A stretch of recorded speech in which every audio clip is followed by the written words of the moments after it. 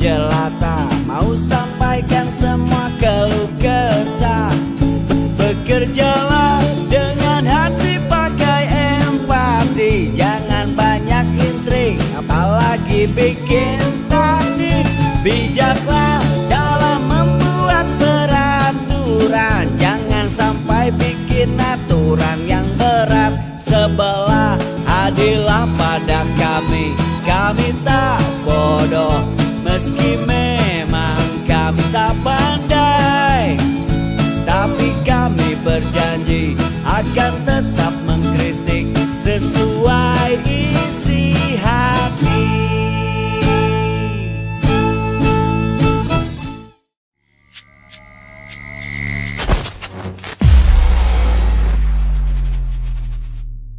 Bismillahirrahmanirrahim. Assalamualaikum warahmatullahi wabarakatuh. Jokowi agak error. Kalimat ini muncul dari mulut Pak Jokowi sendiri saat berada di Bali.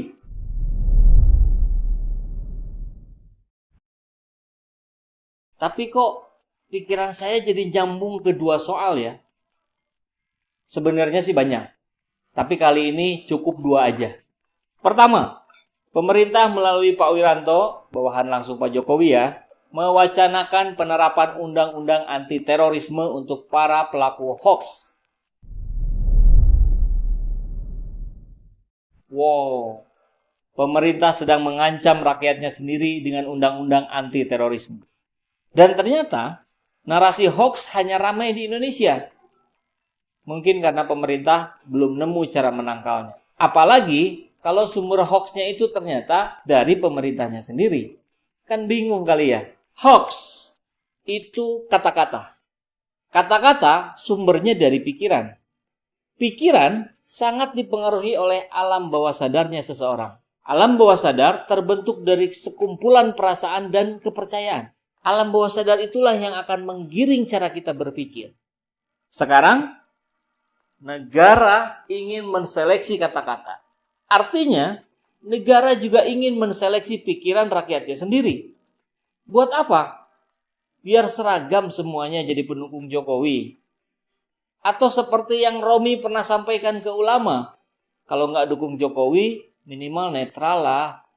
Wah, demokrasi macam apa ini? Ini malah berubah jadi otoriter dong. Kalau begini, jadinya negara juga ingin masuk ke alam perasaan orang per orangnya rakyat Indonesia. Pak Wiranto, CC Pak Jokowi ya, janganlah bawa negara ini jadi offset. Lain cerita ketika kata-kata itu udah jadi perbuatan yang mengakibatkan kerugian di pihak lain. Itu sih jelas sudah ada delik hukumnya. Delik hukumnya ya untuk perbuatannya itu, bukan atas kata-katanya. Kalau kata Profesor Andi Hamzah, kalau itu diterapin, semua laki-laki pasti kena. Karena setiap laki-laki pasti pernah berbohong sama istrinya. Pak Hamzah juga bilang, mestinya pemerintah punya juru bicara yang bekerja 24 jam untuk menangkal hoax, bukan dengan membungkam mulut rakyat. Lagian, kita juga sepakat dengan Bung Rocky bahwa pencipta hoax terbesar ya pemerintah sendiri.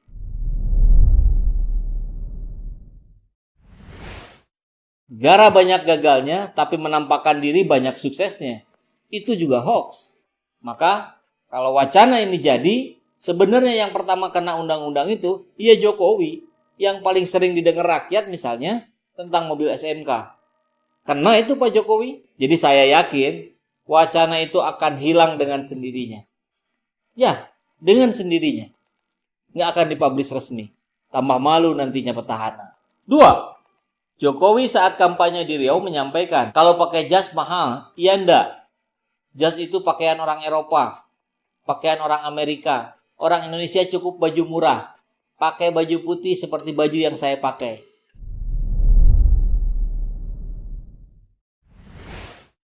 Maksudnya jelas, mau nunjukin pilih Jokowi yang pakai baju putih, jangan pilih Prabowo yang pakai jas. Nah, pertanyaannya, apakah kalimat ini muncul begitu saja dari pikiran Pak Jokowi?